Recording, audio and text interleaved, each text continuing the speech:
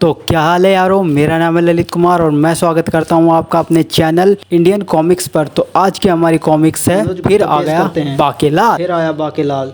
एक दिन प्रतापगढ़ के राजा प्रताप सिंह के महल का द्वार किसी ने खटखटाया। अरे अभी तो हमने दातुन भी नहीं किया, द्वारपाल देखो ये सुबह सुबह कौन आ मरा है। कोई भिखारी हो तो उसके कटोरे में रखी मुद्राएं छीन कर उसे भगा देना।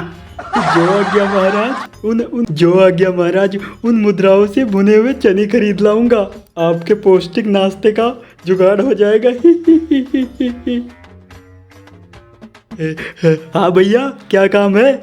मैं पड़ोसी देश का राजा झाकू सिंह हूँ। मेरे महल में समाप्त हो गई है शक्कर। एक कटोरा शक्कर मिलेगी? शक्कर न हो तो फिर एक लोटा चाय ही पिला देना। महाराज महल में नहीं है, फिर कभी आना। ठीक है, कल आ जाऊंगा। अपने फटेहाल महाराज को कहना कि महल में ही रहे। अगले दिन द्वार खुला था तो मैं बिना पूछे ही अंदर आ गया। महाराज वाह, क्या ठाट बाट है आपके। मेरे कपड़े धोने का साबुन खत्म हो गया है। एक टिक्की हो तो दे देना, थोड़ा नील भी हो तो देना। कपड़े सुखाने की रस्सी आप बिना कहे ही दे देंगे। बाहर निकालो इसे। साबुन की एक टिक्की ही तो मांगी थी, फक्कड़ कहीं का। अपनी बेइज्जती तो करवाता ही है, साथ में मेरी भी करवाता है। मन करता है इसके मुंह पे दुलत्ती मारूं। विशालगढ़। महाराज मैं पड़ोसी देश का राजा झाकू सिंह हूँ। थोड़ा अचार मिलेगा? आज रानी ने सब्जी नहीं बनाई तो मैंने सोचा अचार के साथ ही रोटी खा लूँ। हाँ हाँ अवश्य महाराज। किंतु आपको कौन सा अचार पसंद है? हमारे पास तो सभी तरह के अचार हैं। सभी तरह के थोड़े थोड़े कटोरे में डाल दो। अचार के नाम से तो मेरी लार ही टपकने लगती है। आप यही प्रतीक्षा कीजिए, मैं अभी स्वयं अचार लेकर आता हूँ। अवश्य महाराज। सजना है मुझे सजना। मेरा मतलब है महाराज विक्रम सिंह के लिए जरा उल्टी लते सवार लूं। वाह, इस मोटे की रानी तो बहुत सुंदर है। महाराज ये लफंगा महारानी जी के कक्ष में ताक झाक कर रहा था, हमने रंगे हाथ पकड़ लिया। ये तो पड़ोसी देश का राजा झाकू सिंह है। तभी बाकेलाल वहाँ पहुँच गया। आओ बाकेलाल, तुम बताओ इसके साथ कैसा व्यवहार करना चाहिए? महाराज मुंह काला करके गले में चप्पलों की माला डालकर गधे पे बैठाकर इसको महल के द्वार के बाहर कर देना चाहिए। ये राजा है, इसलिए इसके साथ ये कार्य बड़ी इज्जत के साथ किया जाना चाहिए। थोड़ा सा झांक लिया तो क्या हो गया राजा विक्रम सिंह? राजा झाकू से तुमको दुश्मनी बहुत महंगी पड़ेगी कमबख्तो। थोड़ा अचार तो दे दो कमबख्तो। ढेचू ढेचू, किसी का मुंह काला करके मुझ पर ही क्यों बैठाते हो? आ गया फिर बेइज्जती करवा के। बधाई हो महाराज, आपका एक शत्रु और बढ़ गया। मेरा मतलब है ऐसे दुष्ट का यही अंजाम होना चाहिए। राजा झाकू के बारे में हमने भी सुना है बाकेलाल, वो महलों में कुछ न कुछ मांगने के बहाने ताक झाक करता रहता है। किंतु हम अपने दरवाजे से किसी को खाली हाथ नहीं जाने देते, इसलिए हमने इसे अचार देने के लिए महल में बुला लिया था। उस अपमान से राजा झाकू के तन बदन में आग लग गई।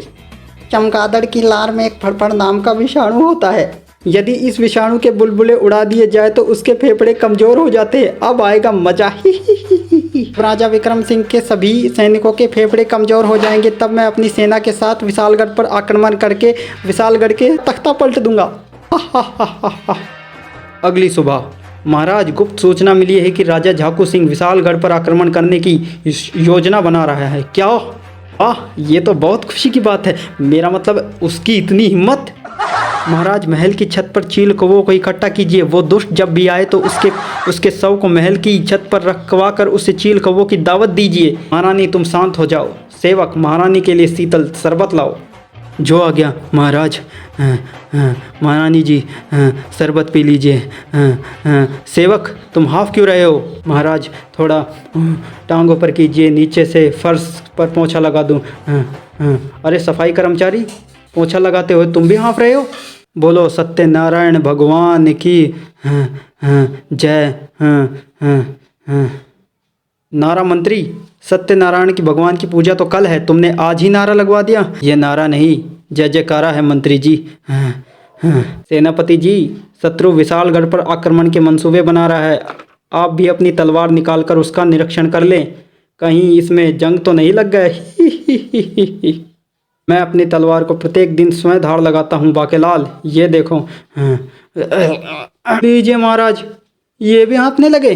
हाँ बाकेलाल, सभी हाँप रहे हैं। मुझे लगता है सबके फेफड़े जवाब दे रहे हैं। हाँ, किंतु मुझे और बाकेलाल को छोड़कर। सॉरी दोस्तों, वो कभी कभी एक दो लाइन छूट जाती है। स्टोरी समझ में ना आए तो आप मुझे कमेंट कर सकते हैं। मैं कैसे हाँफ सकता हूँ? मैं तो प्रत्येक दिन शहर को जाता हूँ। वन में सिंह मेरा नाश्ता करने के लिए मेरे पीछे दौड़ लगाता है और मैं उसके हाथ ही नहीं आता। और महारानी जी दिन भर आपको जोर जोर से बोलकर खूब खरी खोटी सुनाते हैं, इसलिए महाराज, इसलिए उनके भी फेफड़े खूब कसरत हो जाती है। बाकेलाल, खरी सुनाती हूँ, खोटी नहीं। राजवैद, तुम ये क्या कर रहे हो? मैं अच्छी मापक यंत्र को सभी की उंगलियों पर लगाकर बारी बारी से सबके रक्त में प्रवाहित होती प्राणवायु को नाप रहा हूँ महाराज। इससे मुझे सभी की फेफड़ों की ताकत का पता चलेगा। रक्त में प्राणवायु की मात्रा कम होने पर यह छींकता है। देखा महाराज, ये छींका। इसका मतलब सेनापति के रक्त में प्राणवायु की मात्रा कम है, अर्थात सेनापति के फेफड़े कमजोर हो गए हैं। फेफड़ा जितना कमजोर होगा, ये यंत्र उतनी बार ही छींकता है। महामंत्री की उंगली पर लगने से यह जोर जोर से छींक रहा है। छी छी छी छी। ये नलकियाँ क्यों महामंत्री की नासिका में डाल रहे हो राजवैद? ये नलकियाँ नहीं है बाकेलाल, इसे वायु खींचक यंत्र कनस्तर संतर कहते हैं।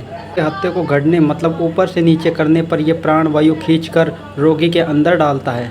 यह वायु इस यंत्र में भरे संतरे के रस के गुणों को भी रोगी के शरीर में पहुंचाती है, जिससे रोगी के रक्त प्राण वायु बढ़ जाती है। राजवैद जी, मुझे लगता है कि कोई शारीरिक क्रिया ना होने पर भी फेफड़ों की शक्ति क्षीण हो रही है। सबको व्यायाम की आवश्यकता है। व्यायाम मंत्री, तुरंत व्यायामशाला में व्यायाम की व्यवस्था करो, शीघ्र ही।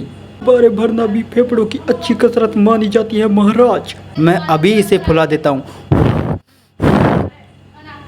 गुब्बारे में हवा भरते भरते ही मोटे का दम निकल जाए तो बात बने। अभी लो बाकेलाल, और भर देता हूँ। जब पूरा भर जाए तो मुझे बता देना। अभी आपकी तोंद पहले की भांति दिखाई पड़ रही है महाराज। थोड़ी और हवा निकालिए इसमें से। मेरा मतलब है थोड़ी और हवा भरिए इस गुब्बारे में। सेनापति मरखप, कम से कम 100 दंड बैठक से पहले मत रुकना। सेनापति के फेफड़े बहुत मजबूत होने आवश्यक है। 80 तो हो ही चुके हैं बाकेलाल, क्योंकि मैंने दंड बैठक शुरू ही 70 से की है। शाबाश, सभी सैनिक दरबार में अनुलोम विलोम करेंगे। अनुलोम विलोम करें। मुझे भी कुछ न कुछ करना चाहिए, और नहीं तो कुछ रस्सा ही कूद लेती हूँ। बाकेलाल, सभी कुछ न कुछ कसरत कर रहे हैं, तुम भी अपनी कसरत कर लो अपनी फेफड़ों की मजबूती के लिए। आप कहती है तो चला मैं विशालगढ़ के 50 चक्कर लगाने, इससे कम क्या लगाऊं। बाके, जाते जाते वो मुगदर उठाकर मुझे दे देना।